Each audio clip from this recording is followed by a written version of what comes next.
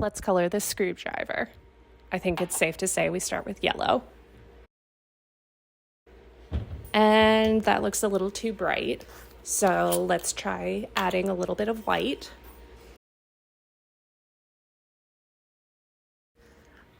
I think we need to mute that a little brown. That looks better. Maybe a little bit more yellow and a little bit more white.